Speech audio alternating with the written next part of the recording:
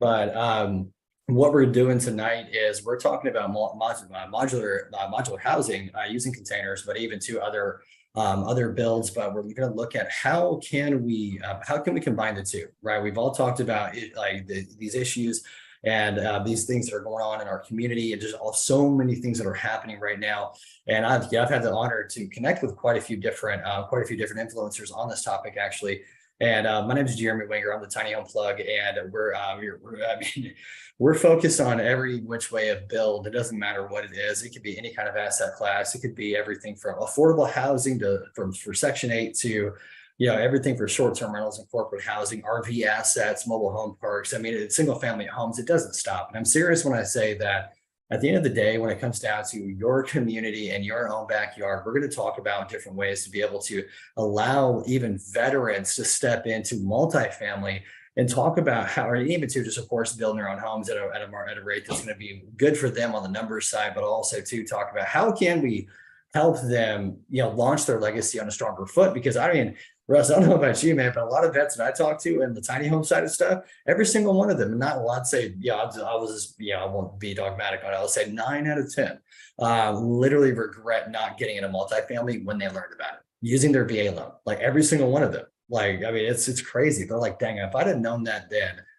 I would have definitely done it that route. Because what are you hearing? I mean, like, for real. No, I appreciate it, Jeremy. But yeah, that's a big misconception about the VA loan is, that you can only use it for a primary residence, single family home. 0% down is a big thing for VA loans.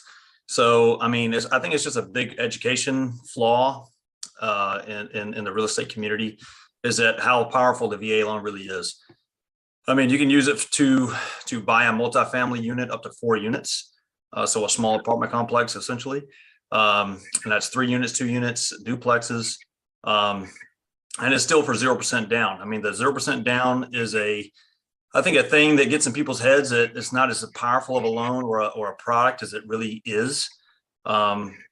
Just because of that, the Hey, that's better than my 3.5% or the 7% on yeah, absolutely. But it's a powerful loan. I mean, you can, essentially own a small apartment complex up to 4 units with your VA loan and still get 0% down, still get seller concessions, help the seller pay for that building, and get into a unit, an investment property that you obviously live in, full-time or part-time, and rent out the other 3 units.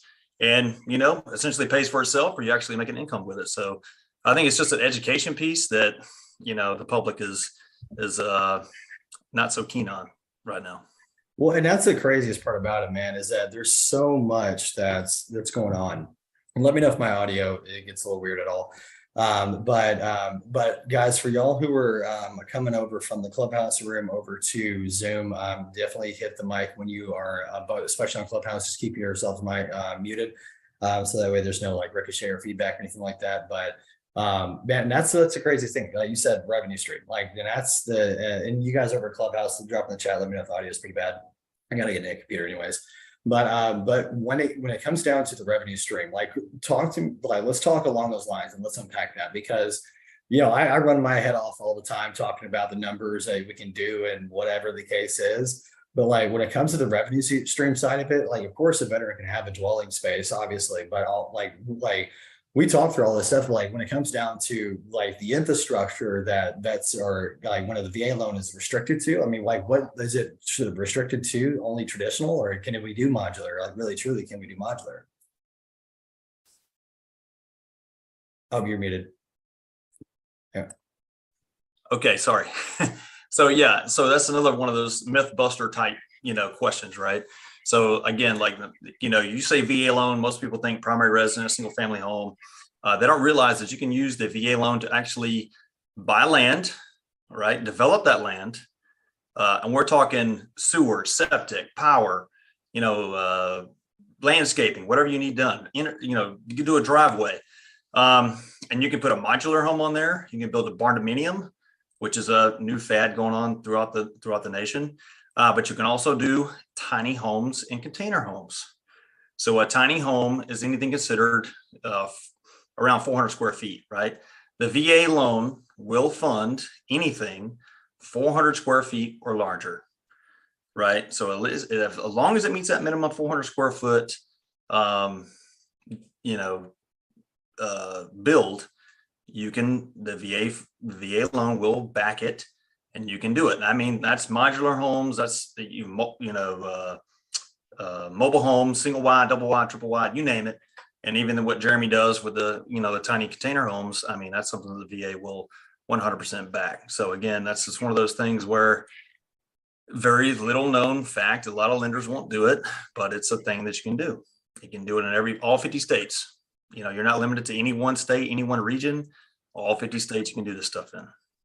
Man, I know that some of the folks that are listening right now are probably screaming behind the mic. And, like there's literally guys, like when y'all are hearing this, whether it's right now or down the road on the recording, like, oh my God, like, come on. And that's where, and that's where, when it comes down to like, it's, you literally heard that there's nothing there that's holding you back, like, so like just kind of run through some of the gambits. Like I'm working on a project in Mobile, Alabama, one in Michigan, one in South Carolina, the other one in Florida, the other one in Texas right now through the planning side of it. And two of them out of the five, I'm helping to find the land. And so being able to really put together both the utilities, like putting like all the holding cost, all that labor cost, all that stuff. Woo, man. And that's where, being able to configure all of that, of course you have to roll it into the whole entire funding and financing side of it. And one of the big, like I speak both contractor-nese and geekanese. And so when it comes down to being able to put together both the business plan and being able to help investors understand exactly what's going on, what's about to happen. Municipalities, of course, sign off on it. Of course, from both local and the state level, based on the units. I mean, there's so many things that are that go into it that the VA loan can cover all of it. And believe you me, it could be 2 acres, it could be 30 acres. It doesn't matter. Like there's different lenders that'll do certain things, and all of that stuff matters. And I mean, one wrong thing and it could be like you can have all the approvals from state level, and from state level, local level, and everything, and the lending could just say nope, sorry, and the deal's dead in the water. Like it's like to a degree, and of course it's all stuff. The buck stops at the money, and like how many times have you let me ask you this. How many times have you worked with a veteran that was trying to go through either private money or retail lender, traditional lender, or whatever, and then they came to you and they're like, I feel like an idiot? Well, I mean, it's just, I think it's just knowing there's a lot of research involved in this stuff, as you said. I mean, it's very, very complicated when you talk about, what you're trying to do to solve the housing crisis. I mean, when you're building a house versus purchasing something that's pre-existing, when you're trying to create something from scratch, you're talking about a lender taking on a lot of risk. And so as the borrower, somebody who's trying to do this is risky, because you're trying to build something that's really taking something from paper, a plan or a spec or an exhibit or something of that nature, and trying to turn it into something in reality, right? So there's a lot of risk involved. It could go wrong, it could go right. There might be deed restrictions, there might be HOA restrictions, there might be lots of different hurdles to go through, but you gotta think about what's my risk versus reward. So for example, we're talking about land, right? Like land being, there's not no new land coming into fruition. We're not going to have new land be created. Land is what it is right now. Hey, I thought Bill Gates. Oh, sorry, that's the wrong guy. No, we have what we have, right? So land comes at a premium in some places. So down in Florida, South Beach area, like land is at a premium. Some places across the Southeast, land's a little bit cheaper. You can get it, a lot of land for pretty cheap. But the huge thing with the VA loan, how it differs, and I know our topic's kind of like how to leverage the VA loan here, right? So I want to talk VA loan specific stuff. FHA has a 10-acre limit. Conventional has a 10-acre limit. VA, believe it or not, has a unlimited acreage limit. Unlimited acreage. I had Oh, I had a, oh, I had hold a on. client in Alabama a few months ago who bought Oh, hang on. Say that again. Rewind it. Oh, Lord, we gotta let that breathe. unlimited. Doesn't matter how much acreage you buy. You can buy unlimited amount of acreage. So, for example, I'm not going to say his name, but a guy down in Alabama near Huntsville, near a military base down there, Redstone Arsenal. He used his VA loan to buy 100 acres for over $300,000, and he built a $700,000 house on that acreage for 0% down, no down payment. Crazy, blows my Oh mind, man. right? Yeah. Can't do it Yeah. with the type of loan. You can't do it with a conventional, and you can't do it with FHA. USDA won't touch it. VA is the most powerful, and I'm a veteran, all right? So I'm an 18-year military veteran. I say this as a veteran, served in the Army for 18 years, just for those of you listening who wonder where else is coming from. 18 years in the Army, been Army First Sergeant, 10 years in the infantry. I've been a drill sergeant, been a recruiter for the Army. You know, I've done a gamut of things in the Army. I'm still serving today. But, you know, getting into those guidelines, getting into the VA guidelines and knowing just how powerful this thing is, and spreading the education across, you know, our community, the veteran community, of just so how powerful, just so you know how powerful it is. There's no other loan product that will let you buy a limited amount of land. The VA is the only one. And to me, it's the premier thing. You get better rates. The VA loan gets better rates than FHA and conventional, unlimited amount of land, and it'll fund a custom home like a barn dominium or a tiny home. You know, Does all that for 0% down. I'm over here like, so, like, me, I'm always like talking big picture, and holy Moses. Like good I mean, if Lord. someone can tell me a better loan product than this and I, bring it up on the chat, or tell me something in the chat, come up online and tell me and you know, tell me something different. Enlighten me, please, because I y'all in don't see it Clubhouse, happening. y'all over in Clubhouse right now. I mean, I got stanky face on my face, like, because that's so good. Like, oh my gosh. Like, I'm over here, like, I'm a man, my God, my God, my God. So, like, we look at affordable housing, right? We look at homeless vets. Like, man, come on. Like, I I had two meetings on Friday, and we're talking through literally how to restore dignity, help people get their, like, to retain and regain their power back from wherever they're coming out of in life. And we're, man, like, homeless vets right now. I know in Huntsville, like, for starters, I'd love to meet the guy, but start like to be able, because I'd love to help wherever I can with him. But also too, like, you look at homeless vets all the time. Imagine them getting back on their feet and then being able to, like, I mean, imagine them going from transitional living to that. Of course, there's going to be, mindset shifts and different things. Of course, they have to be able to think on a whole new level with maintenance and so on and so forth.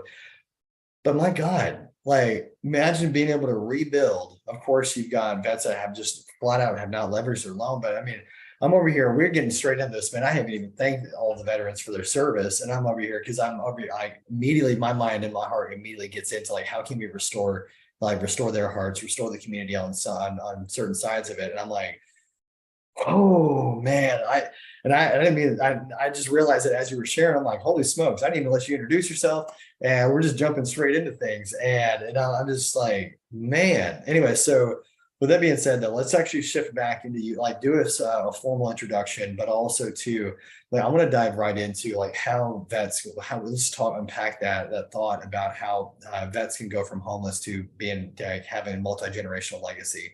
Because I want to talk through that and unpack all different A, B, and C, like steps to that, layers to it. But man, introduce yourself really quick to everyone again. Just I'm going to circle back to that and highlight it. But introduce yourself to everyone, because I want people to know your background, but a little bit more extensive on it, like some of the crazier things you've done, but also too with your background and the states too, like all the areas that you're licensed in and you can help in. So go ahead, man, and just introduce yourself. I didn't mean to skate on by that, but I want I want us to take like good couple minutes, good 5 minutes or so, introduce yourself and tell your story a little bit. Yeah, absolutely, bro. Appreciate it, Jeremy. And hopefully it's not going to take 5 minutes, but it'll be brief. So yeah, my name is Russ Cruz. I currently live in Louisville, Kentucky, stationed here at Fort Knox. Joined the Army back in 2003. So I got about a little over 18 years left, 18 years in the Army. I started out in the infantry, airborne infantry. So stationed at Fort Hood, Texas, did some time at Fort Campbell, Kentucky in the 101st Airborne Division. So I bounced around quite a bit in the Army, a couple of deployments to Iraq, 04, 05, 06, 07. Last station I was at in Iraq was Cop Spiker. So any of you veterans out there who've experienced Cop Spiker and Tikrit, throw some out up in the chat. Let me know what your experience was, what your unit was. Might be able to connect with you about some of the history behind that. But currently, currently I'm in Fort Knox, Kentucky. I was a first sergeant in Pittsburgh before this. So again, 18 years going for the 20 and I'm out. And I'm only out at 20. And I do say that I love the Army. I love it to death. I love my experience, everybody I've met, everyone I've worked with. But I'm at the point in the military now that, I'm ready to kind of leave and transition into the real estate business full time, which I've done since 2014, only because of the power of real estate and the community of real estate. And I just think it's such a powerful community to be in. And, at this point, I think I've accomplished everything I could in the Army. And, we'll always cherish all those moments I've had and all that time that I've had and everyone I've met. But, real estate is kind of my new passion, right? And helping veterans, serving the veteran community, serving various charities like Team Red, White, and Blue, and the Mission Continues, things of that nature is kind of my new passion, to help not only people in the Army, but across all branches of the military, and really drive home the education piece that I think our military services kind of tend to forget about, which is how to leverage your benefits, after you serve.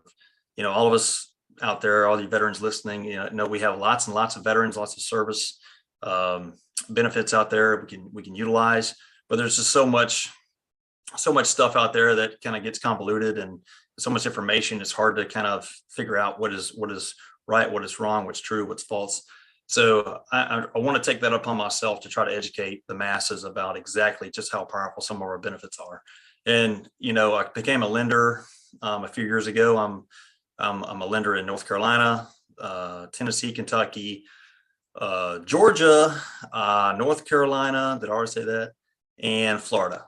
All right, currently, and Pennsylvania coming soon.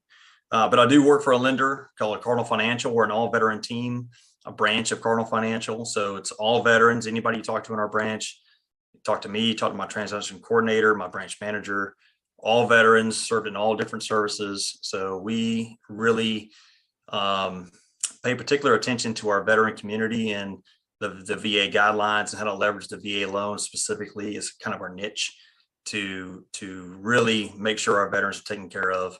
And then we can do those loans that most people don't know about, such as what we talked about earlier, VA construction loan, how to finance land, how to finance a new build, how to finance a tiny home, how to finance a multifamily home, how to house hack, how to make sure that, if you want to buy a multifamily home, a 4-unit home, we want to make sure you understand how to get there, how to do that, what you can utilize within that loan to make yourself money, make an income, or live rent free, save your BAH, use it towards other things. I mean, that's our job. Our job is to make sure you understand how to do that.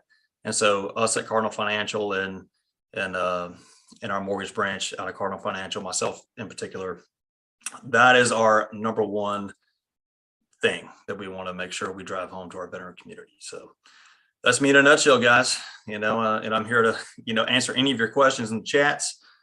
Shoot me anything personally in a email.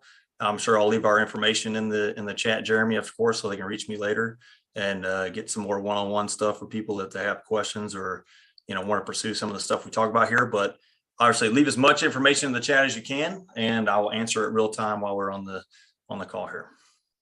Man, and I appreciate that. Just do a room reset over on Clubhouse. Guys, if you're just jumping in, hit the link at the top and join the corner room conversation with me and Russ Cruz right now. We're talking about VA loans, multifamily, tiny homes, modular housing, and being able to combine the two.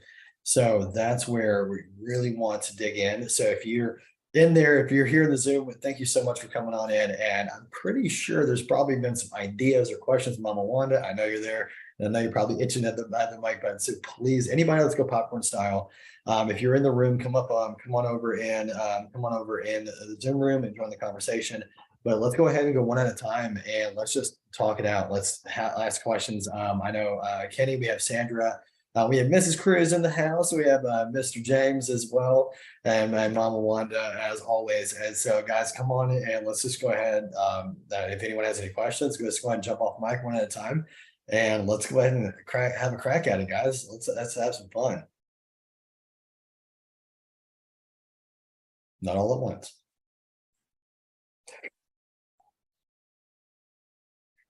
Any questions whatsoever? Bring them on.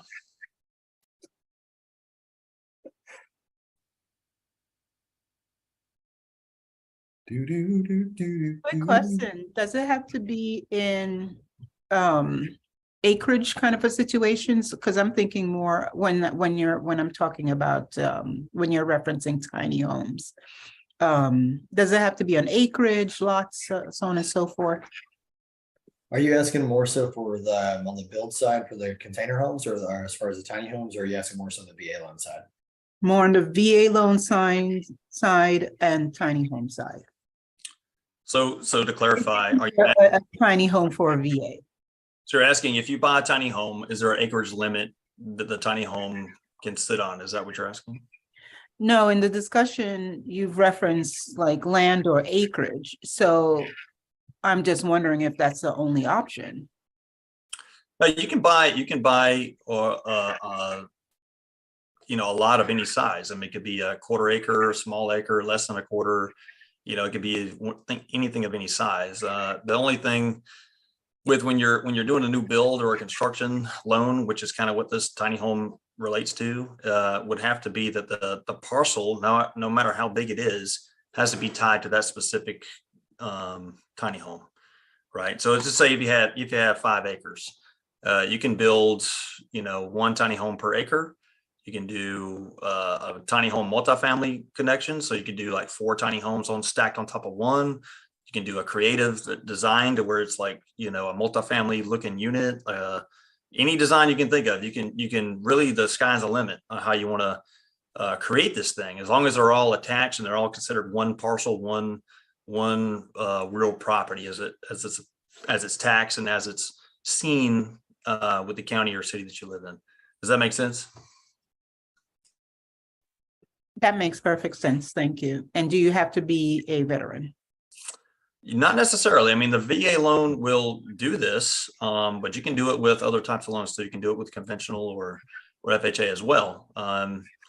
Now things differ a little bit when you talk about different types of loans where, FHA is a 3.5% down payment for something similar, and it will only go up to 10 acres of value. It will only value up to 10 acres. And the house has to be on, or tiny home has to be on that 10 acres, first 10 acres of the value. And there's other little, nuances to that, like the county loan limits, et cetera, which are actually like 647, 200, I believe right now. They're going to go up as of January to 700 and something thousand. I forget the exact number, but well over what it is now. So those things do come into play, but I think that would be very specific to if you're building something extravagant in certain areas of the country where it's much more expensive to build versus most of the country. One so on the other side of it as well is that depending on what my kind of like floor plan you go with, we can look at the covenants of that property and look at square footage like requirements, like the minimums and the maximums, and look at building restrictions because those are real. And sometimes they can be you just want to uppercut them. So yeah, no, that's being able to look at exactly the foundation type that the VA loan can cover, I mean, majority of that. And also too, there's a ton of other lending paths for that. And so what Russ doesn't cover, because Russ, you guys only do the VA loans, right? Just make sure. No, we don't. We do everything. So we do VA, conventional, FHA, everything of that nature. But each loan has its own guidelines. So each thing has its own particular, guidelines you got to stay within. And, depending on how you're trying to build it, what the best option for you, your vision, your background, credit type, everything of that, all those things kind of go into play of how we can better guide you on how to get it done. So it does differ between loan types, which is why there are different loan types to get it done. Yeah, no doubt. And I just wanted to make sure I understood. I didn't know if you, I just want to make sure I understood exactly what products you guys do and don't do. But yeah, there's a ton of ways to not just have those loan types, but even use them as leverage as well. In your creative financing stack, you're able to look at like how can you step into the project in your means first, and then even waterfall until later on. There's ways to just configure and get creative with it, and even to look at like how can you collateralize certain assets to get into like the down payment of something with a business plan, so on and so forth, cash flow offset, so on, whatever the case is. But yeah, you can get pretty creative with it. I want to use that to waterfall into James's question here in the chat. And for those in Clubhouse, what he asked was, and what's up, James? And so with his question, he said, what strategy would it be you use to get into multifamily property where I'd reside or and also rent out? So that's where it depends, James. And that's part of with like, I mean, bro, that's kind of going back into her question as well. It's like, what is good for you? Not everyone's in the same situation. Not everyone has the same upbringing. No one has the same circumstances where they're at right now in life. And, financially speaking, and also too, looking at your own home. I mean, I like when it comes to your main residence, have you lived in it for over 12 months? If you have, check that box off. And so no worries, Sandra, it was really good to see you. But hello, that's a burp. So excuse me. Whew, man, but one of the biggest things is like, how can you step into it? And that's actually part of right now. I've got a project in Michigan I'm working on with a client to actually plan that out and look at even one in Alabama, because they both want to do independent living facilities. So that's a different business model. And so when it comes to the old saying, business is business is business. When it comes to infrastructure is infrastructure, all these gorgeous little things behind me. That's one model. It's a double stack. It's a 20-footer and a 40-footer right here. And actually, we've got Peter is in the clubhouse room right now. This is actually a project he's heading up in Kentucky. But this is a single shot unit that can actually be stacked. You see it's over here too. You can stack these, side by side, boop, boop, boop, and so that can actually create its own individual dwelling space. And that can actually be modular multifamily. And that's what's really unique about it is that depending on, I mean, that's going to be an apartment complex, that's going to be something similar to right here. I'll pull up, bing, right here, something like this or like this that you can use to be able, and you guys who are over in Clubhouse, if you want to see the visuals, you are more than welcome to hit that link and hop on in. And so DJ Koger, what's up, man? But and Robin and Aja, and so said, guys, come on up in the Zoom room. But when you're able to do different things, you're looking at your property, like say for instance where you live at. I mean, look at the land around it. If you, most likely you're probably like what, an acre or 2 acres up to 3 acres or so you're probably living on right now. If you have a home, but you can actually turn that into multifamily if you take the right steps and do the rezoning, et cetera. And there's a lot of little things that go into that. But starting out raw land usually is one of the easiest ways to step straight into it. But then you can also add on to existing property as well to make that into enough dwellings for that partial, that property. However, there's a lot of red tape that goes into that. So, but yeah, so like there's a lot of ways to be able to step into multifamily with where you're at. But James, as far as can you add Mike really quick and just share a little bit more about context of where you're at, but hopefully that kind of help kind of create some context. Yeah, I'd love to hear exactly what your vision is here to be able to better answer you.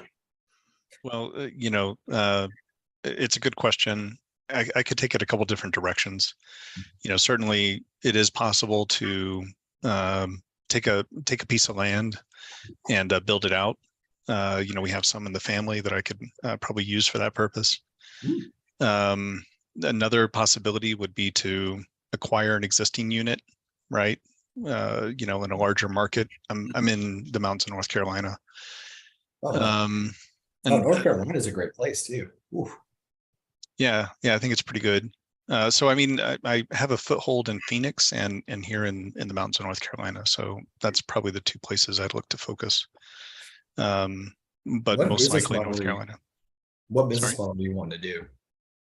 I don't know. I'm just sort of beginning to really think about this. Something I've kicked around in the past is like maybe taking an acre or 2 acres, and, building, using sort of like a container home Yeah. model, and, building that out, but trying to make it more, sort of like a little community, it'd be friendly and, not just like, pack it with housing, as it were. Housing and parking, right? You drive up, you park, you sleep, you leave. Like that's not, yeah, it's perhaps something like that. Yeah. So anyway, that's kind of what I'm thinking right now. But, another possibility is just to get an existing, multifamily unit. So anyway, the question was sort of open-ended, and sorry for not being more clear about that up front. Well, no, you know, it could have gone a million different directions. So that's why I Sure. wanted to clarify, because a lot of the reason why I asked about the business model is because based on your demographic, it's going to dictate where that project can go.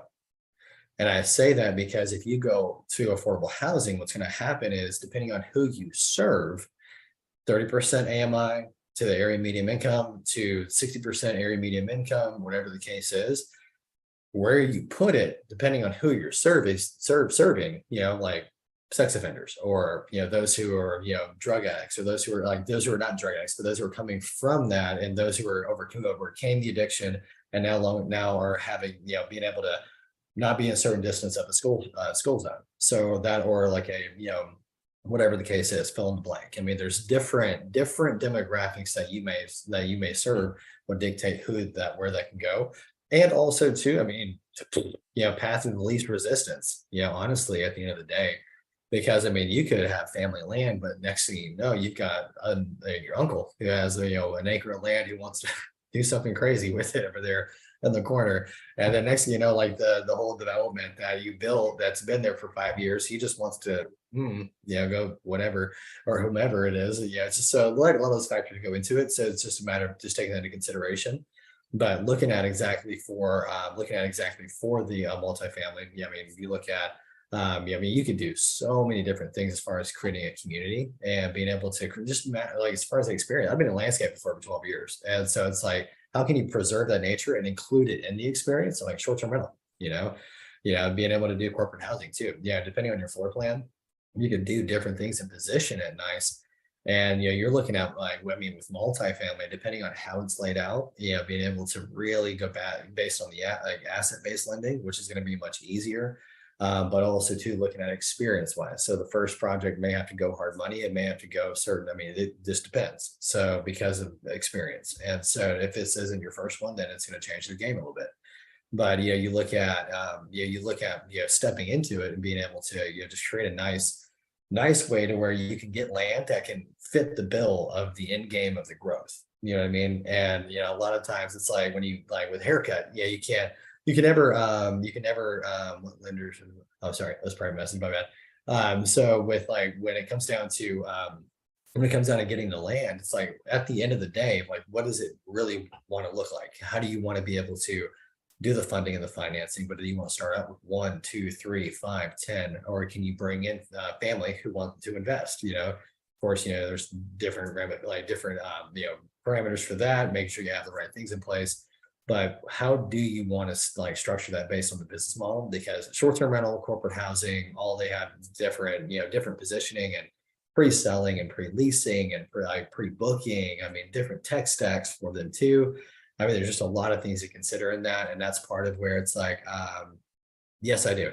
And so, really quick, Kimberly, I haven't forgotten about your raised hand. I got you covered. So I'm coming straight to you. But I want to make sure that James, that we're able to unpack it, because that is a very dense question, because there's a lot of variables that go into that. That one of the 15 in the beginning can throw it off into one of the 7 that's in the next step. So it's a constant configuration. And so that's where just being able to evaluate that for yourself, depending on what business model you want to do and where you want to go, and bounce over to you, Russ, really quick. Yeah, just one real thing about that too. I mean, we got to define also multifamily is a broad definition. So multifamily, and we're talking what most investors are talking about. I think if you're starting with your first investment property, you're probably thinking, a 4-unit property is considered residential, a residential home loan where you would live in 1 unit, rent out the other 3, stuff of that nature. Anything above 4 units is considered commercial property. So you also got to think about zoning and stuff of that nature. What's considered commercial, what's considered residential. So just keep in mind, anything over 4 units is considered commercial. It's a whole other loan type, a whole other, avenue of things to explore, all kinds of different things you're going to need to produce for the lending side of the house. Where if it's a 4 unit or below, then it's considered residential, just like, your normal home loan, like you would purchase a single family. Very, very similar to that. But anything over that is a whole nother ball game, whole nother thing of, in the lending industry, at least, that's a whole nother thing, lots of things to consider, right? So just to try to define that for most people. Multifamily could be 30 units, 100 units, 1 million units, it doesn't matter. But in terms of loans and structuring a loan and getting financing for something, 4 units and below, single family residential, right? Multifamily, 4 units and below is residential. Anything over 4 units is considered commercial. Russ, have you ever seen anyone start with the 4 units and then add one on and then have to rezone and then go through a different process like that? Yeah, absolutely. I mean, that's not atypical, that's a typical thing. If you got if you have an entrepreneurial mindset and you're trying to add on to these things and use it as a, stepping stone to go further and add units, that actually the VA loan would actually allow you to have 1 additional dwelling unit on the property itself on 1 parcel. So, I mean, that's a thing that the VA loan, of course, I talk VA from the VA angle, all this stuff. You can have an existing property and have 1 additional dwelling unit on it that you can use for, your in-law suite, whatever you want to call it, or even a rental, if you so choose. But yes, I mean, you have all the right in the world to add on to that stuff, as long as the zoning committee and the county, city, state where you live in approves of those additions. And of course, if you're in HOA, you can pretty much say absolutely not, because most Hey, I got a hack for that. But there's a lot of research goes into this stuff. You know what I mean? So you can't just, if you own the lot, if you own the land, if you own this parcel, you're still governed by what local policy tells you can and can't do. So that goes into due diligence, making sure you're talking to your county permits, the commissions that you need to talk to make sure that these things that you plan on doing, you can have a great architectural plan and all these exhibits and all that stuff, but if the county said you can't do it, you just can't do it. You're kind of wasting your time spinning your wheels. So the due diligence up front before you start making these plans is it'll save you a lot of time, a lot of heartache, and a lot of money in the long run. And really quick before we go to Kimberly James, I know that's probably like the longest winded answer you have ever received to a question like that, but did that help? Yeah, it did. I mean, I came in with a broad question, so I should get a broad answer. That was good though. Thanks. Oh, yeah, that's definitely a rabbit hole. We can go down with that. But I like that kind of stuff because it makes you start thinking like, what can we do? If you have a strategy, what strategy works? I mean, there's no right or wrong answer there. It's just whatever works for your particular situation, a particular region you live in, particular, debt to income stuff you got going on, your credit situation. Lots and lots of different answers to that. But that's a great question. I'm glad you asked that. Well, Miss Kimberly, let's jump over to you, my friend, and go ahead and please unmic and introduce yourself really quick, and also let's go ahead and fire away with your question. Well, actually, I have a couple of questions. So first of all, I just want to say thank you so much for this conversation this evening, because in 2023, well, actually, it was born in 2022, but in 2023, I have a mastermind that I'm putting together, and I love your hashtag cancel housing crisis because I have a passion for homeless.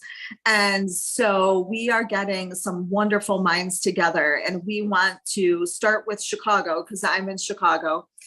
We want to start with Chicago. But we want to, do the beta there, get that, up and going. And then the idea is that we can travel around the country and we can solve it. We want to reduce the amount of homeless that we have. That's why I really, really love and appreciate your hashtag, and start giving people their dignity back. The people that should be solving this problem are not solving this problem. And, as a citizen of this fantastic country we live in, I said enough is enough. So we're gathering together. So as I'm hearing you guys talk about all these amazing ideas about what to do, I was just wondering, just first steps, as we're continuing to talk about it, not only from a housing perspective, but addressing the mental health challenges that this community or these communities are going to face. I'm looking at a sustainable, I would love to create a sustainable community, and tiny homes seem to be a really, really amazing solution. Have you gentlemen ever had any experience supporting individuals with creating something like this? Well, so part of the so I don't know if you know much about my story, but I have a big passion for mental health, and so let's see. Yeah, and so that's where, and so just like what Mama Wanda just said in the chat right there, when it comes to working with those who are in the independent living facility space, it sounds like it's what's going to be right up your alley, and those are my favorite because I actually went through an independent living facility personally when I was 17. But my dad was murdered when I was 18 years old, and I contemplated suicide when I was 16, parents divorced when I was 10, family grew very broken growing up. And so a lot of that led into a lot of issues and a lot of stuff just mentally and just in general. And one of the biggest things was when I went through that facility, I remember just all the things that God would do and all the different, all the insane fights that would happen. And I remember there were 4 different gangs that were in the rehab, and it's actually in Mobile. And a buddy of mine actually bought the facility, and he's rehabbing it, and he's actually expanding it, a bunch of other stuff. And he was the guy that actually I went back to that facility to go encourage the guys and pray for those guys there that were in that facility at that time when I went back to it a couple of years after I left. And it's nuts, man. The fact that and that's actually what we were talking about earlier is that how can we create different facilities like that and help people have their own individual dwelling or domicile, have their own full-on kitchen, like lounge area, their full bathroom without having to share things. Because the biggest issue, because I've gone back to single family homes and I've gone back to halfway houses. I'm not back to them, but I've gone to them and just ministered, just did share my story and just really just to help and just encourage them. And a lot of them look like crack houses. I'm like, well, that didn't come here to buy drug. What? Huh? And like it just gave me flashbacks because a lot of the stuff what happens is with the way that just real estate is right now. Sometimes I'll just say this on the independent living facility side of it, the way that it works on the numbers side is to change over and to convert single family homes into sharing bedrooms and all of that. But what if we could do that in a different way that allowed them to have their own individual living space that where they could walk around butt naked if they wanted to, it wouldn't interrupt anybody's business. You know what I mean? And let's just be real. We're all adults here. But that's where we look at how can we psychologically help people have peace of mind, security, but also to be included in a community with a trade skill shop, right? Where the contractors in the town come and teach a trade skill to train their future employees, right? Because I've been in landscaping for as long as I've been in it. I've got guys that work for me who are getting a leg up.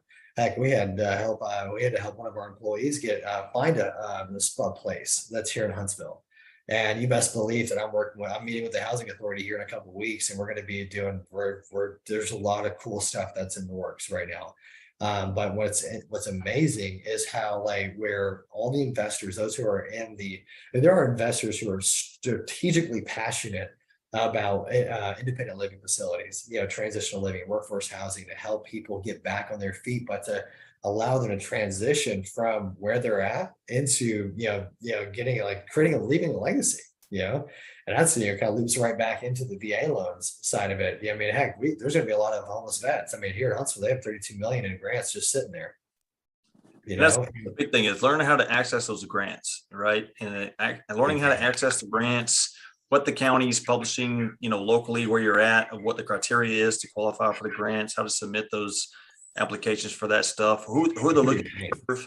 But also, they also want feedback. I mean, they don't have all the answers. So, for example, any big city you go to, right? How many empty lots do you see in areas that nobody wants to fund, nobody wants to invest in, nobody wants to, rebuild at? There's just empty lots that who is paying for it? The taxpayers are paying for it.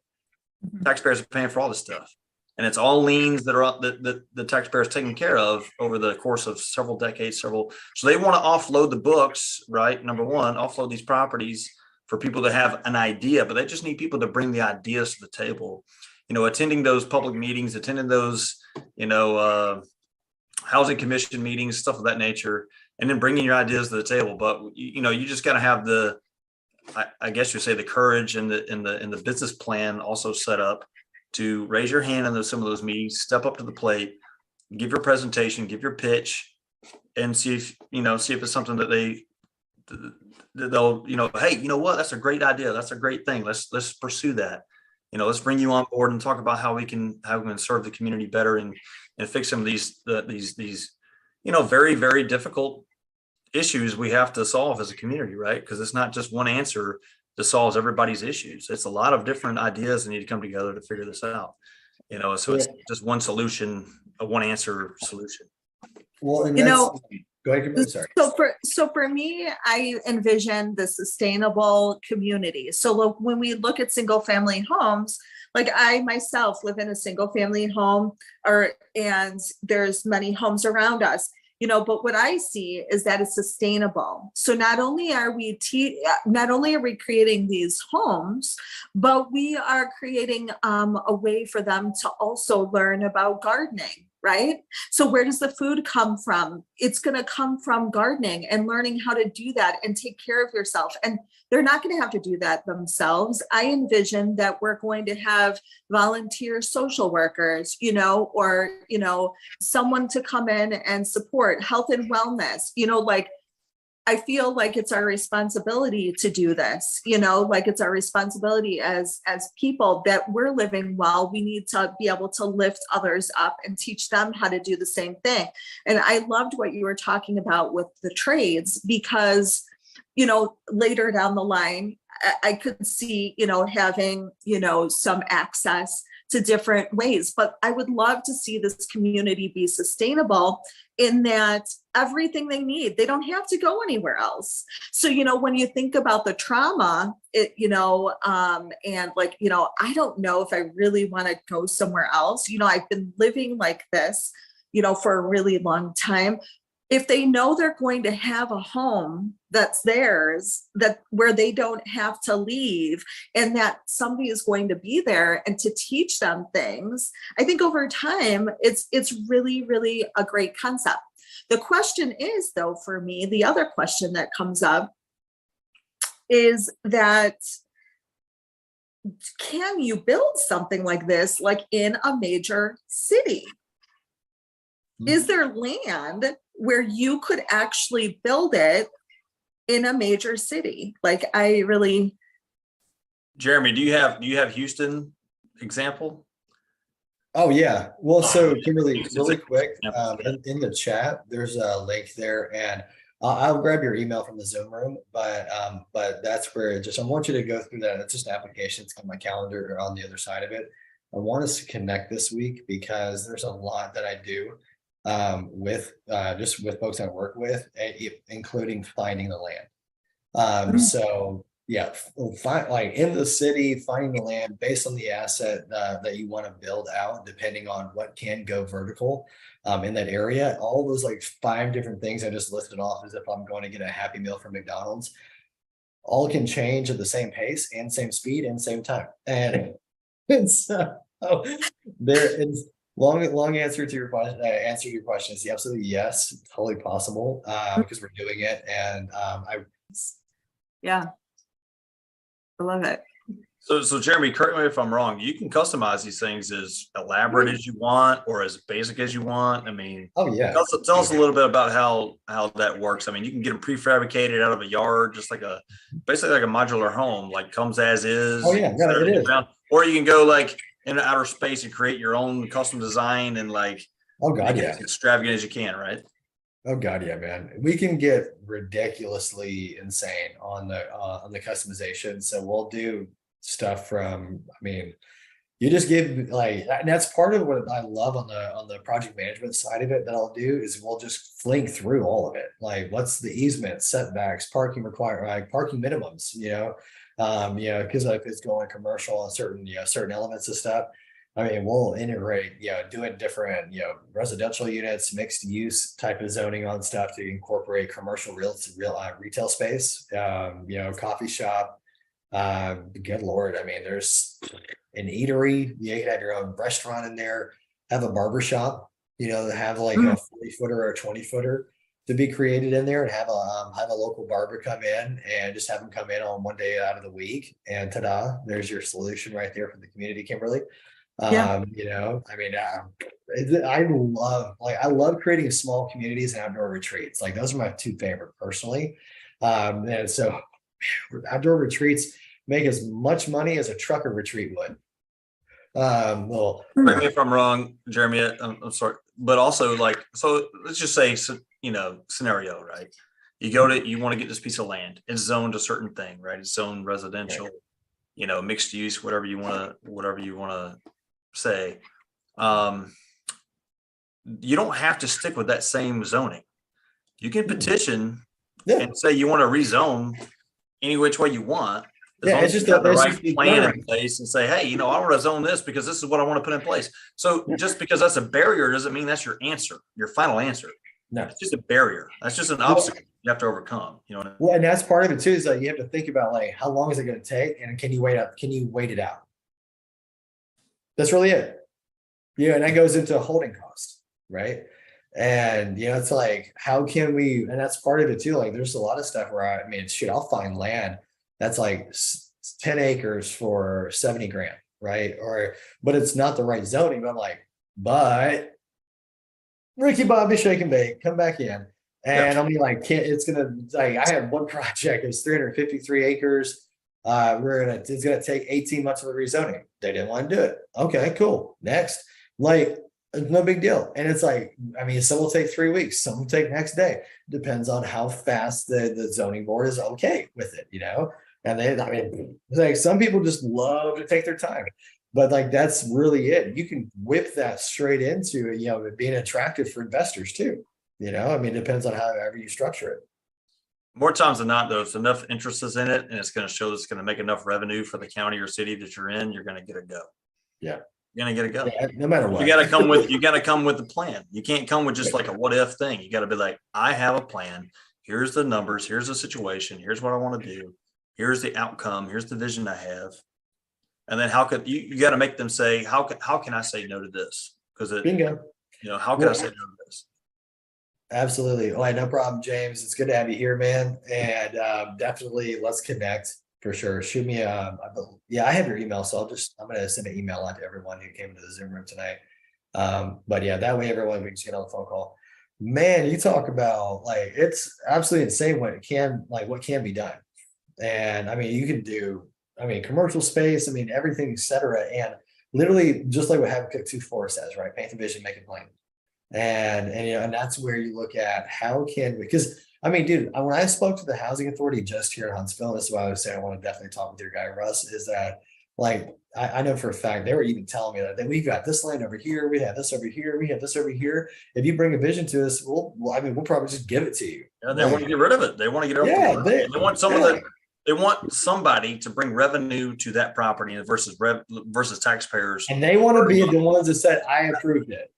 Yeah, and not even to mention the political power that it has when a politician says, I brought this X amount of revenue and I filled all these empty lots and nobody wanted to. Yeah, okay, well, we'll feed that ego too, but we'll also be able to win in the areas we want to win in as well, right? Exactly. Everybody wins. Well, and that's what's so wild about it, man. And that's where Kimberly, like, no joke though, like, so serious. Make sure you grab a time before we end the call tonight, probably for this week, starting tomorrow, whenever, because there's a lot that when it comes to the municipalities, and you had mentioned, I believe, was it Chicago, I think, and other places. Right now, there's projects that are working on in Michigan and also starting to bleed over into Chicago. And that's where there's a lot of interest that in Chicago and just Illinois in general, just period. But there's a lot that's about to happen it coming Q1 of this coming year that I've flat out, if you, when it comes to knowing the right people and being able to acquiring the land, there is no problem. It's a matter of the security, but also too just a matter of literally just the zoning, and it's the municipality being okay with it. So there's a way to navigate with that, but it definitely can get petty on the verbiage. So we definitely want to be able to, you want to navigate that very wisely, but being able to have the funding in place almost at the same time you go to pitch the municipalities, because they're going to look at, okay, who can I bring in? Because the corruption up in Illinois is for real. Yeah, it is what it is. Call a spade a spade. Love you guys up there, but but at the end of the day, there's things you want to be able to approach the right person about, because there are people on just on boards of different cities that can at the end of the day try to bring in somebody at the same time conveniently, to be able to bring to the same conversation as you, to have in the name of competition when you were the one that brought the conversation to them. And so there's a lot of things that can happen, but you have to move quickly. And so Chicago is one of those big name towns, and so when one person moves, other people are going to get word of it. So you have to move quickly. And so that way you have the funding lined up, and probably 3 different routes. If one falls through, you can just deviate to the next one, right? And be able to say, okay, look, I got land, business plan, partners, etc. Here's a translation for the investors, translation for the municipality, translation for anybody else for the marketing. And you have all that together, you'll be in good shape. But it's absolutely not impossible to get things moving, because there's so many applications for the modular containers from any kind of floor plan. I mean, 1,200 square foot and up, it does not matter. I mean, not one bit. Like, I'm about to start designing some single family homes out here soon. And I mean, that's going to be awesome. And I'll tell you from the lender's perspective, there's no doubt that COVID, stopped a lot of construction nationwide. We're at a 40-year low in construction. Right. So the things that Jeremy's doing and his company's doing, and even on the lending side of the house, we're doing tiny homes, modular homes, barn dominiums, these prefabricated sets, things that you can do, is really solving that faster than they can do stick built. So stick built's going to take you a year, and these things that we're doing, the conversation we're having is something we can solve right now, much faster, much cheaper, with much less overhead, stuff we already have on hand logistically in the United States. We can distribute very, very fast and efficiently. And we're talking a very, very quick, swift solution to our housing problem that we have across the nation. If you're an investor, if you're trying to help the homeless, if you're trying to solve several different issues, even if you're just a person looking to move out of an apartment and into your own house finally and buy your first, primary residence, this is still a solution that people can use to solve that much faster and much cheaper than you would have bought something pre-existing that's 50 years old, and it just blows my mind that more people don't seek this stuff. But at the same time, that's why we have these calls, that's why we do these chat rooms and stuff like that, to try to educate the public and let everybody know, like, exactly, hey man, this is the solution. This is not only a short-term solution, but I think something that's going to trend in the future to be a long-term solution for a lot of people. Well, and what's interesting is that with Kimberly, just really quick, before I go on that rant, did that help? I know that we just unpacked a lot, but I want to make sure that was helpful. Oh my gosh, it was so helpful. For me, it's the next steps, because like what you were sharing, that is huge. All those. You're not right or wrong. Up in Chicago, it's about on a level 10, and on most places like a level 4, right? Like. Right. And like we had, just not to get off tangent, but we had a situation where a gentleman had created, these tents, these heated tents. They almost look like igloos. And so they put them out for a few of the folks, and they came by and said, sorry, you can't have those due to zoning. I mean, really, honestly, you don't want to keep somebody warm? Like, seriously, like, this is not okay. I guarantee you they couldn't do anything about it because of what was already in place. And that's the thing. It's like, how can we configure all the way down? Because you can have this one notch over here that just goes and you break your finger because you're going down so fast. And it's a juggle. Absolutely. But it was absolutely helpful. And I look forward to connecting with you this week, and I'll look for that email. Definitely. And actually, if you want to beat me to the punch, that link in there, you just go through and just check all the boxes on the application, and my calendar will be on there. It'll probably be later this evening when I shoot over, but you can, if you want to beat me to the punch, you can. So just want to, re-mention that.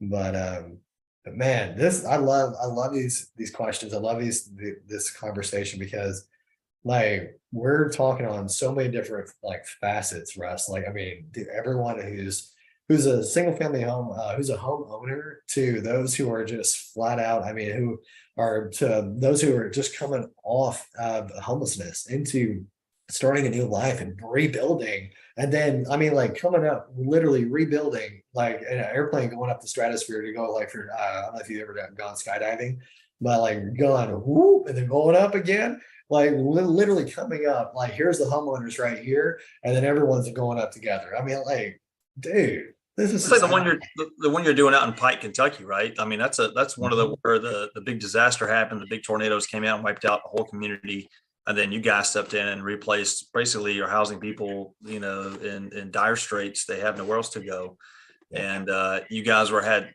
the prefabricated tiny homes already ready to rock, ready to go, and swooped in, and now you guys are supplying several hundred people a place to stay. While the insurance companies, I mean, think about it. The insurance companies are like, what are we supposed to do here? There's thousands of houses that got wiped out in a single night. Thousands of insurance claims came in. How do we fix this? You know what I mean? And then you guys came in and fixed it like within weeks. We have it on place. It's on display that it works, and it solves these issues within weeks. You don't have to build from scratch with stick. It's like attach it to a trailer, put it on wheels, bring it out here, set it down, put plumbing together, and where society still works. Society in motion, And that's the kicker, man. Like, Peter was in the room earlier, and that, we can crank out 10 units a week from Decatur. Oh, and James is in the Zoom room now, James Jackson. And so it's like, that we can do, there's so much. And dude, they're about to so Huntsville and Birmingham are like at a race to see who can who can do things faster. Like, I freaking love this. Like, man, imagine if we did something on youth social media where we created a gaming league out of municipalities, out of cities. We'll just say cities. That way it's a less geeky or a term. Like, just cities out of competition who can create affordable housing. James, that's a campaign idea, by the way. But like, no joke, a city competition who can create affordable housing faster. You should do like Burning Man 2025 or something like that. Right? Like, no drugs. I mean, come on, like, Kimberly, like, James, come on. Hey, we gotta toss it over to Adrian. But like, how insane would that be? Like, come on, let's cancel the housing crisis. Yeah, I think it'll be the next big Netflix or HGTV show, man. It'd be huge. That would be so cool. And if anybody can pull it off, you can, Jeremy. I know you can pull it off, bro. You just email HGTV and get it going. I know it only takes a couple. Now we'll let them just catch the highlights. Now, bump that, man. I'll just give the mayors a call myself, man. Dude, that would be insanely cool. But actually, watch that come to life, like, really, truly. Saying it here jokingly, but like, watch that just come to life so fast that, over the next 6 months, like, I'm going to call it now. Like, that is going to change the absolute game and entire name of the game. But man, I'm telling you, there's going to be, I'm going to go in the room over our clubhouse. But when it comes down to just, I mean, dude, there's a lot of municipalities right now that are actually like just getting looser as far as being able to actually, let me do this now. I had my podcast mic unplugged, whoop, and now we're good. And so, but I had but yeah, I had it unplugged for Clubhouse so that they could hear me. But man, like there's a lot of different municipalities that are actually they're coming to understand and wrap their head around different alternatives to the housing, because my conversations with the craftsman home builders, they can't keep up. They are trying hard, and they're trying to make sure that they have backup alternatives or supplementary alternatives, because like their inventory is not selling the way they thought it would. I tell you, on the lending side of the house, we do a lot of construction loans. We do them every state in the nation, and they're backed up, man. And we can close a loan, we can close a construction loan in 45 days, but that doesn't mean that the building starts in 45 days. That means the building could start 3 months after we close. That's an open escrow. What's the average that you've been seeing?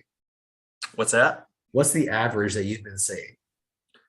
I mean, the average that we can Sorry, close at the build start time, I bet. Yeah, I mean, we're talking 3 to 4 months after the closing, man. So, we close everything. So how we do things though, and people do it differently. We do a one-time construction close. So it's upfront in an escrow account. The builder uses the escrow account and draws, 10 to 12 draws, and he builds it in phases and stuff of that nature. But that doesn't mean it starts like the day after we close. That means that escrow account is sitting there. And then the borrower has to pay interest only payments on those things for 2 or 3 months before it ever even kicks off. Or if even a shovel is shoved into the dirt to start the first piece of excavation or clearing of the land, I mean, that's a problem. And if you do stick built, I mean, we're talking that's a year plus. Yep. If you're lucky. But if we're doing that, I will say, if we do prefab, if we do modular, if we do tiny homes, we do container homes, we're talking 6 months. And that's half the time. Wait, what? 6 months. We're talking half time average. No, bro. Okay. Like we got one going in. Well, hold on. How many we got one going in. 6 months. That's too much, man. You're being super generous. I'm saying that's with like issues. You know what I mean? Like a guy. That's a lot of issues. The 6 months is much better than 12 months or 18 months. No, it's more like 3. But our 3 guys is like extra cheese. Guys are doing them. Yeah, 3 months. 3 months is like 3 months is pretty solid. I mean, 3 months, we're talking clearing off everything, getting septic in, power ran, everything ran, all the permits cleared off 90 days to 120 days. Yeah. That is for a prefab home, modular, tiny home, even a barndominium. That's pretty. I mean, here's the kicker. Like, I know for a fact that because I work with contractors here in Huntsville, like contractors have their own animal. But all disclaimer, but like, I mean, put a foundation in, depending on even, if it's like just like rancher style, even if we go 2-story, even if we go 12 foot in the ground, I mean, foundation work and all that, I mean, max 45 days, because of concrete curing. But simultaneously, while that's happening over here, sleight of hand, the whole unit's already been done, built, and it's been sitting there collecting dust for 3 weeks. That's what I'm saying. Like, it's flat out. But I mean, dude, like by the time that like the loan gets approved, flat out, like the next week it's done. Yeah. I mean, you can get it done really fast. I mean, that's why I love this kind of stuff, like modular homes, prefab stuff. I mean, it's sitting in a lot where ready to be distributed, ready to put in. Like, for example, I got one that's delayed like 3 months right now. It's delayed because of title issues and stuff like that, which you can't help sometimes. But gotta love it. I asked him, I says, hey man, if we close tomorrow, I got a lock on there for 120 days for this person, a rate lock for 5.75. You can't get 5.75% interest rates anywhere really anymore. He's a veteran, 0% down. He's going to pay maybe a couple $100 in closing costs, if that. Right. And the builder's like, I'll have it done in less than 90 days, bro. The whole thing, start to finish. Less than 90 days. I'm like, so we're good? He's like, so we're good. Yeah. 120 days. That's more than enough. So I'm saying the housing crisis we're talking about right now is like, yes, man, there's a housing crisis. There's a 40-year low in building. You can still build a luxury house, very beautiful, luxurious, very nice. You think of tiny houses or container homes, you think, it's going to be cramped. It's going to be nothing to it.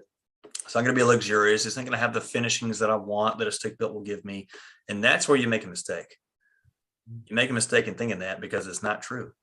It is just as good, if not better, insured. The durability is great. The warranties come with it. Like it is just as good, if not better. And you can envision what you want to, you can customize it as you want. I mean, you can put the greatest, latest and greatest appliances in there. You can make marble finishes, the best, flooring you can think of. And on top of that, the biggest thing I always hear is like, well, how are the appraisals? How are the appraisals? How are the appraisals? We're scared of the appraisals. I will tell you, over the last 2 years that most lenders have been doing this stuff, it's the appraisal data's out, and the appraisals, they hold their own. Freaking solid. They hold their weight. They're solid, man. It's holding the housing. It's holding the neighbor's houses just as good, if not better. Everybody's house is solid. It's because they're not blown away. Nobody's losing appraisal money and equity in their house in the neighborhood, man. It's actually holding strong, if not improving those appraisals in those neighborhoods. Because it's a unique custom home, and it's very good. Well, and even too, like even in the mobile home park industry too, right? Like you look at, like, good God, man, like those are stick builds, like flat out, or just like they're miniature sheds. Well, what you get in your typical mobile home park back in the 1970s isn't what you get right now in 2022. That's a fact. Like, I mean, look at anybody. I mean, I don't want to plug Clayton Homes or anything, but look at a Clayton home. We should Schmaton homes. No, but like that's even pull it up. Like, they look great. I mean, they look like a normal house. You wouldn't even, unless you knew it came there on wheels, you would never expect, you never know. Well, and that's the kicker, like that. So really quick too, is that there's a big distinction between manufactured homes and modular homes. Big difference. And, just not just on structural integrity, but also too on the loan products, but like, that's the kicker, man. Like if you put a modular container home, like double wide with the roof, like the one I showed earlier, bro, this bad boy, this man pajama right here, this honky tonk thing, this thing is not blown away when you have one that's right next to it. This big old heifer right here, this thing ain't going nowhere. Like it goes, you throw it in the middle of a hurricane, it'll just do this. Because it's heavy. It's heavy, very heavy. 100%. And the foundation poles you put in there are much longer and deeper than the normal foundation stuff you put in, right? Oh God, yeah. Is that right? Am I right on? Oh yeah. Well, we can put them on cinder blocks, and we can put them on helical piles. They'll go 8 to 12 foot in the ground, for God's sake. Like, come on. Yeah, certain areas, like if you go to if we're talking like southern Florida, South Florida, yeah, you're gonna put those in the ground, man. Those things I go right. Shoot. But of course, the county and the city is going to make you do that anyway. So you ain't like right. That's us, yeah. It's not like you have a choice. You have to do it that way. Well, and even if you go like 2 stories high, right? You have to go a certain depth in the ground, depending on that zoning and also the soil report from the civil engineer. It just depends. On the lending side of the house, we treat all these things like they're mobile or manufactured homes. And they come with a label. They're titled differently when they arrive.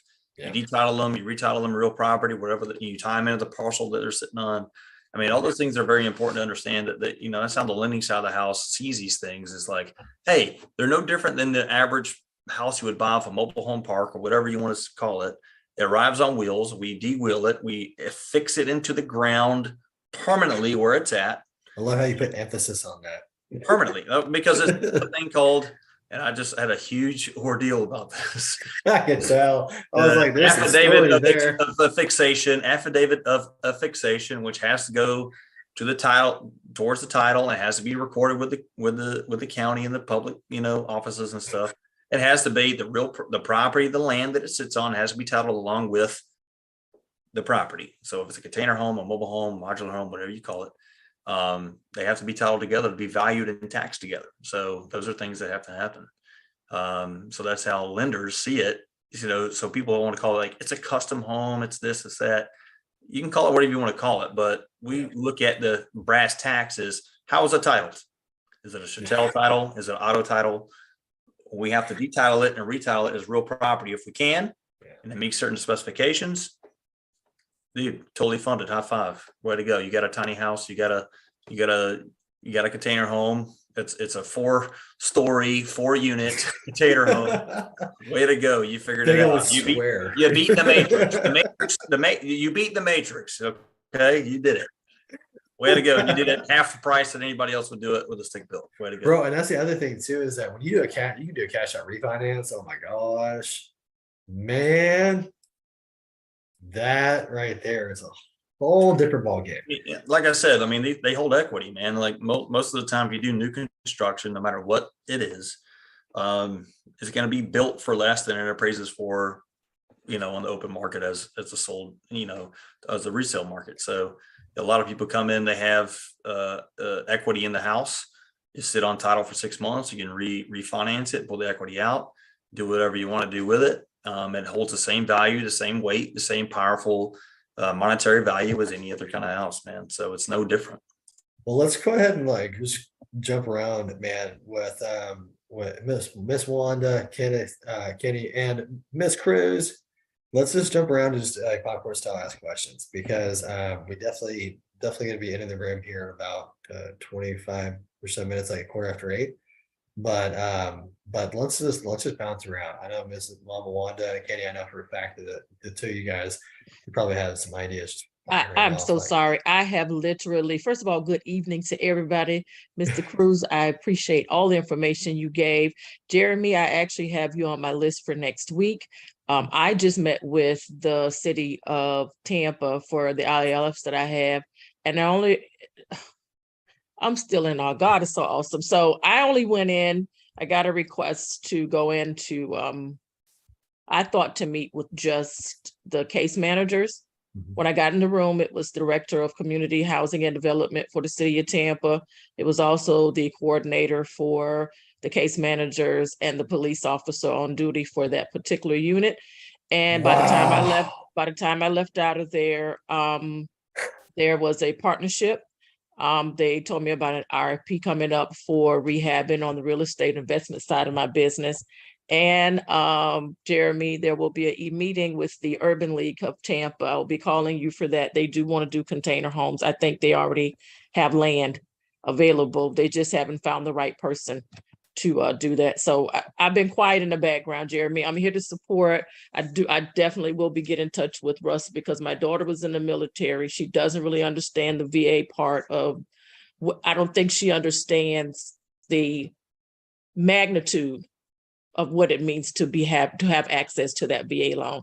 So I'm pulling that together. So again, I am speechless. I swear I'm speechless. I had to mute the scream so that way I did not expect that. I had just started calling around, letting people my know that, gosh. hey, I got ILFs.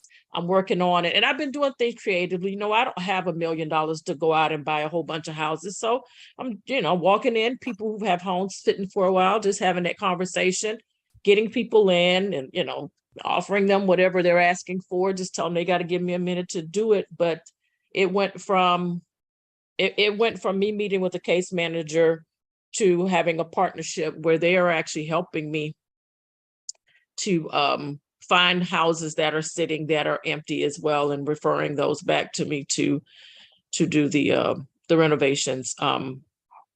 Absolutely, Russ. I definitely will be in touch. And there's oh my gosh. I think that's incredible. I'm a little speechless when it comes to No, that. hang on.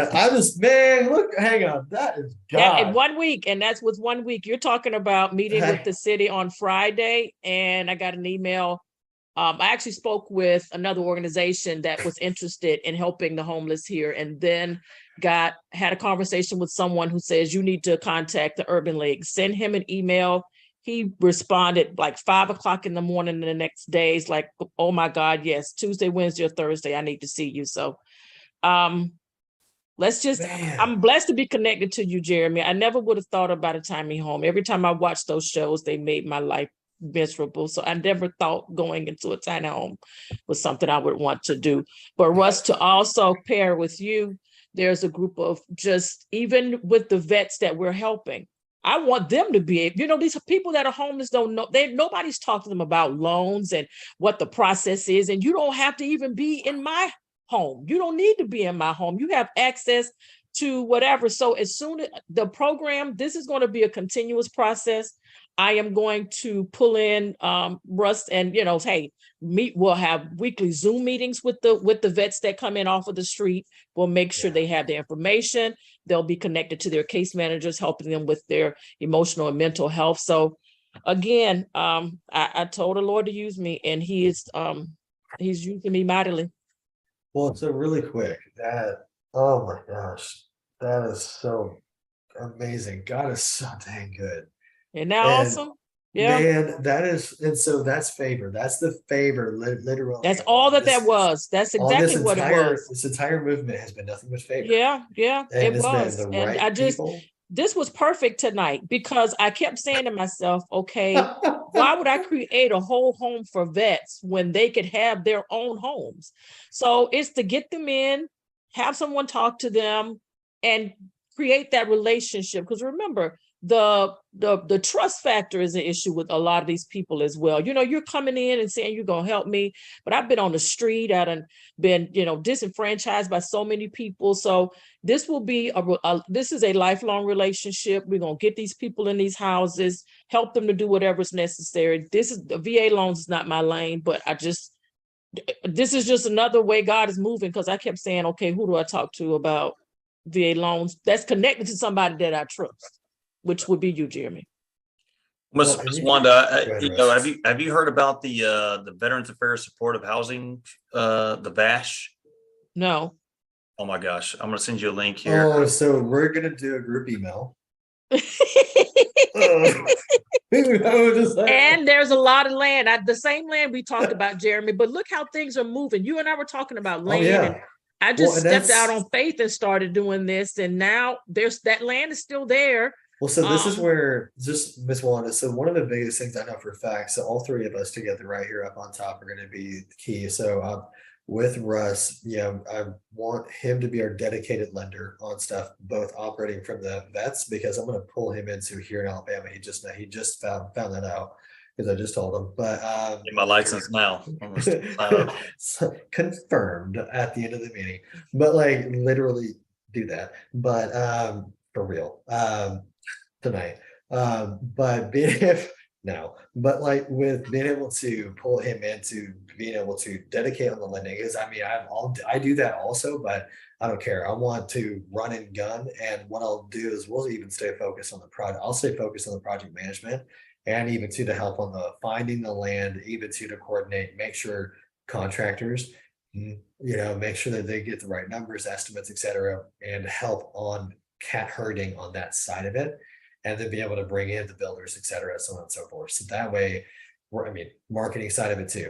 That's, so that's, back end of me. So being able to work together as a trifecta, you be boots on the ground too, while you and I just keep running, just keep bulldozing like crazy.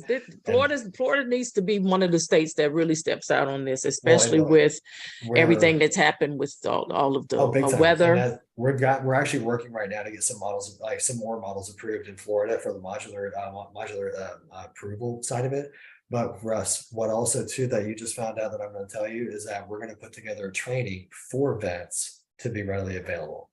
So that's something that. But that has to happen. Meaning, I'm saying we're getting to the place where the thing is, let's get them off the street. The quickest way to get them in somewhere is to get them in an ILF that's going to care about them. Now we got them. Now they're attentive. Now we can work with them to move to the next level. And this is a model that we can copy and move around the country, meaning they can't get in the house today or tomorrow, but working through whatever process we put in place. Now they got somebody who we can talk to. You're the house man. Russ is the VA loans person, and I'm the person that knows how to go in here and get these houses, set them up, so that it's a cycle. Put everything into. I'm sorry, my brain's on fire just because you're of fine. I would say.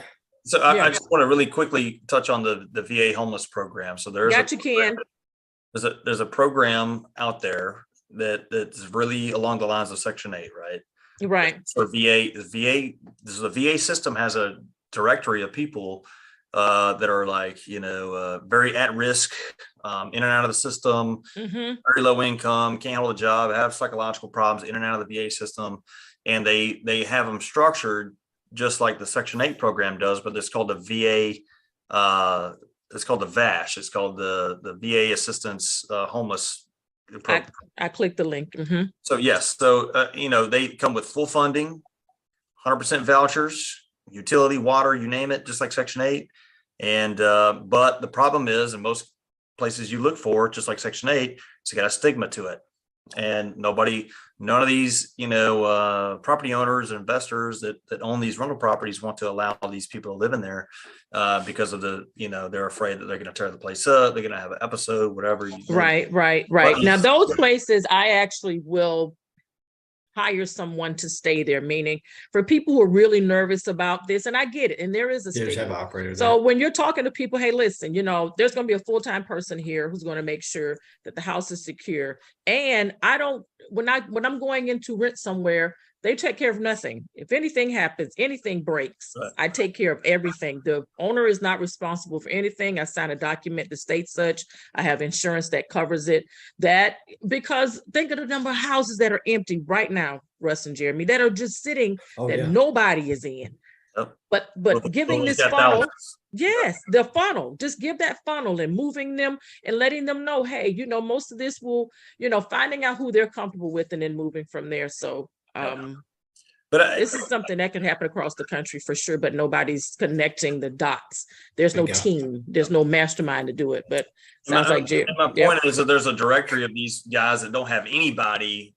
Nobody. It's super fragmented. For sure. That's it. I can't find nobody where these guys go. They're on the streets all the time because why? Nobody will let them live. Also, and that's part of it too. So just to be able to even bring it back to what we were just a second ago, Russ, is that with training the vets, to know exactly what to do, given the education. I have the tech and platform and all of that ready to go. And all we got to do is just record the videos and just do different stuff. I mean, we could probably just do a part 2 next week and just chop it up. That would be good. And by then I will have met with a few other people and, pull in some more information about how this can happen. But this is definitely something that needs to happen. Nobody's doing it. Like Russ says, nobody. Nobody. And that's completely left out, Yep. people. They are.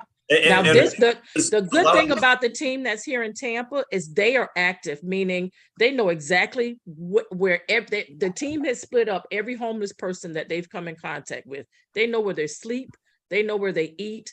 They're very involved in keeping in touch with them. And the reason they partnered with me, they said, we have never seen anybody come in here to care enough to even want to help these people get off the street. So once I said what I said, I didn't have a presentation. There was no paper. There was no PowerPoint. It was just me. Yeah. Well, that's where we look at really quickly, because that's where there's a guy that actually has a business course that got approved as an accredited for a college. Name's Jason's Cisneros. Mhm. And I think Wanda, you were in the room. Were you in the room yesterday when we were hanging out? Yes. So what Russ knows to help get ready for credit and everything, plugging that into a flight plan for independent living facilities in Tampa, to be able to then even close the loop to help them start a business, to get a job, and also to even get their own units in their own dwelling spaces. Full on closed loop, and even to have that community ready for them to buy different floor plans, bam, to even And I could actually get the mayor to put her stamp on this for the city of Tampa. Once you get that, it flows from there. And there are a couple of organizations here who would probably, for lack of a better word, throw money at this, because there's nobody with this model, not even remotely close. Can you imagine being an ILF saying, okay, we're either going to move you into your own home, or you'll have an opportunity to go into this modular, whatever we decide to call it, or whatever it's going to be. But this pipeline has to be built to help these people. I know that for a fact. A lot of these veterans don't realize that, a lot of them are getting VA benefits, for medical reasons or yes, reasons. They don't realize that counts towards income. That counts towards ability to get a loan. That counts towards ability to count as part of your income, right. Get a loan, even if it's for 50 grand or 45 grand, it doesn't matter. If that's all you can afford, and that's something that's available in the area that are vacant houses that we can sell them and have them a very low mortgage on. And then these absolutely VASH and these Section 8 programs can help still pay for these mortgages for a certain amount of time. And then we probably basically wash the mortgage amount if they pay, do certain things, certain criteria is met over a certain period of time, they can own the house. And Right. that's life changing. Right. They can take that house and borrow against it or That's it. do whatever they want to. They have an asset now that they can never do they have to worry about housing ever again. That's it. That's it. But just helping them to have that conversation in a safe space, get them, the first thing they're thinking of right now is I want a bed. I just want somewhere to live. Exactly. Then now opening up, having that situation where we can do this. And again, this can be done everywhere across the country. There's nobody doing this. This is enough because, space. because it's easy to forget about everybody. It is. While you want, it's also a difficult thing to solve. It's not easy. It is. And I'm not saying that this is easy. Have I had sleepless nights? Yes. Is it something that, a glass of wine could fix? No. Maybe a bottle, but not a glass. A whole bottle, right. Just pop the cork and get it get me stored in the back. can. Right, Russ? But partnership. So I'm not the person, the group I'm working with does all of the case management, meaning they know exactly what's going on with the people.